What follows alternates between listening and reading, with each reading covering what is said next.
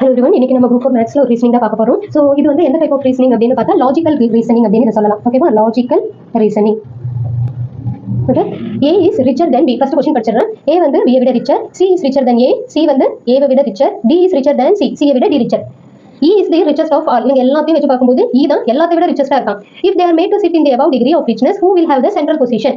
இப்போ above degree of richness னு சொல்லிட்டாங்க. அப்போ richness வந்து above degree of richness, அதாவது இருக்கிறதுலயே ரொம்ப பெரிய பணக்காரங்க யாரோ அவங்கள above ஃபர்ஸ்டா உட்கார வச்சா, அதாவது E அப்படிங்கிறது ஃபர்ஸ்ட் வரும்.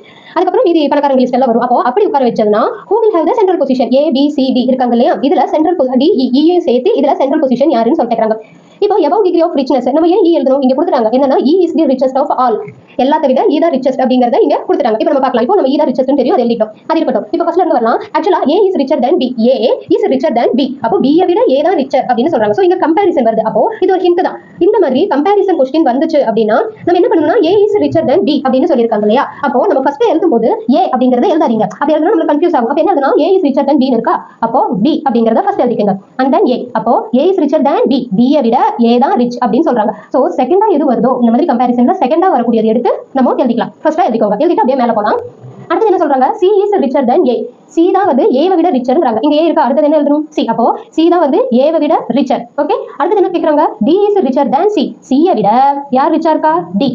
அடுத்து E is the richest of all. E தான் வந்து எல்லாத்தை விட ரிச்சஸ்டான பர்சன். நம்ம இங்க எழுதிட்டோம். இது இப்படி எழுதலாம். அப்படி இல்லனா இன்னொரு மெத்தட் இருக்கு பாருங்க. எப்படினா A யை விட B பணக்காரர் அப்படினு சொல்லிட்டாங்க. அப்போ B தான் பணக்காரர் யாரை விட? A வை விட. அடுத்து என்ன சொல்லிருக்காங்க? C is richer than A. அப்போ A வை விட யார் ரிச்சா இருக்கா? C. நீங்க இப்படி எழுதுறத விட இது ரொம்ப ஈஸி. ஃபர்ஸ்ட் நான் சொன்னது. அடுத்து D யை விட C தான் பணக்காரர் ரிச்சர் அப்படினு சொல்லிருக்காங்க இல்லையா? அப்போ C யை விட யாரு?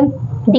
அதுக்கப்புறம் E அப்படிங்கிறது richest of all. இதுல நீங்க எது வேணாலும் எடுத்துக்கலாம். பட் இது ரொம்ப ஈஸி. ஓகேவா? அடுத்து இப்போ நம்ம கண்டுபிடிக்க வேண்டியது என்ன? If they are made to sit in the above degree of richness, E D C A B. இது நம்ம क्वेश्चनல கேட்பட்டிருக்கு. அதனால நம்ம B ல இருந்து D ல இருந்து மேல வரோம். Who will have the central position? Central positionல யார் இருக்கா? அவ்வளவு ஆன்சர் வந்துருச்சு. C. அப்போ C அப்படிங்கிறது தான் யாரு? சென்ட்ரல் பொசிஷன், அதாவது மைய நிலை அப்படின்னு சொல்லலாம். இதுல ஒரு ஃபார்முலா கூட இருக்கு. இப்போ சென்ட்ரல் பொசிஷன் கண்டுபிடிக்க சொன்னாங்கன்னா அதுக்கு உண்டான ஃபார்முலா என்னன்னா இங்க பாருங்க. இப்போ எவ்வளவு இருக்கு? 1 2 3 4 5 5 பேர் இருக்காங்களா?